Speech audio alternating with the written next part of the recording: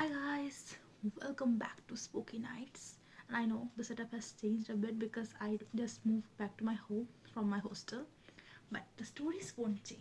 And today's story is a bit short, and but I hope you will enjoy it in the chilly wintry night because, of course, who doesn't enjoy a good story, a good horror story when it's winter night? So just be comfy, try to listen to it, and try to not spook out because this story is again from my own homeland, India, and I love my homeland, by the way.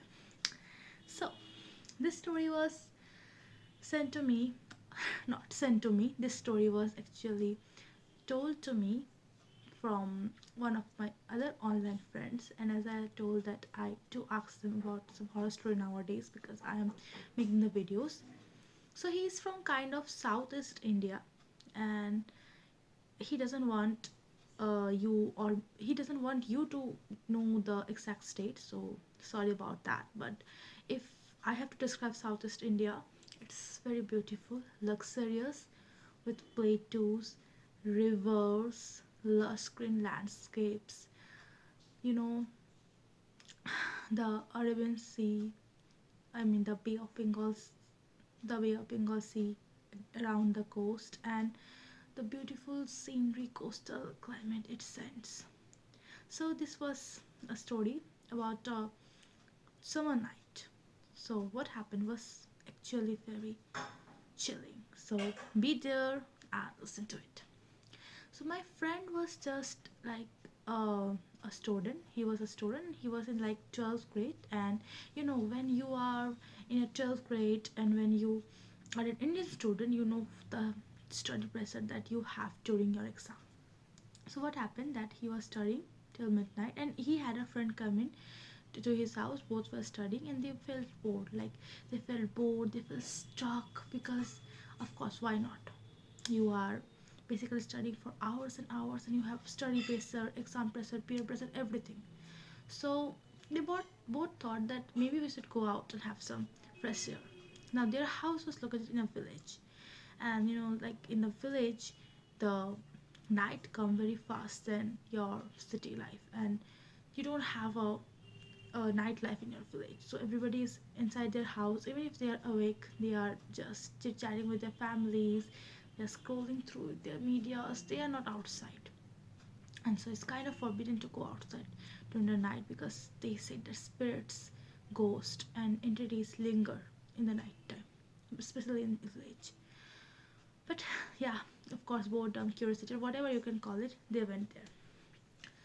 What happened after that is he and he his they actually in at their house there was a pond at, located at the back of their house. Okay, and the pond was not like having a water where you can fish or have something. It was just a pond where just there was like some green mosses and all living, and actually it wasn't something dangerous or anything. So they went there and they sat down and they were chit chatting. It was 2 a.m. at night, and they both were engrossed in their chatting, in their future planning, and whatever the stuffs that boyhood and boys like to do. Of course, you know. Then what happened? My friend saw that something was floating around the water surface. He was frozen. He was like, "What the hell? What was this?" Then he just scoffed it off like, "Okay, this is just imaginary things. He is seeing things because he is in too much pressure, stress. So let's ignore it." He didn't say this thing to his friend. But then his friend was looking at the pond, and he just nudged my friend and said like, "Can you also see that something's floating around here? I mean, I'm trying to figure it out, but I don't know if you can see it." And my friends froze because that means admitting that whatever he saw, whatever he thought was floating, was real. But what would float in a pond which is back in their house where nobody else comes to fish or do anything? It's a stagnant water, not even a floating kind of water, and there was no wind. As in summer season, India is quite still. There is no leaf over anything.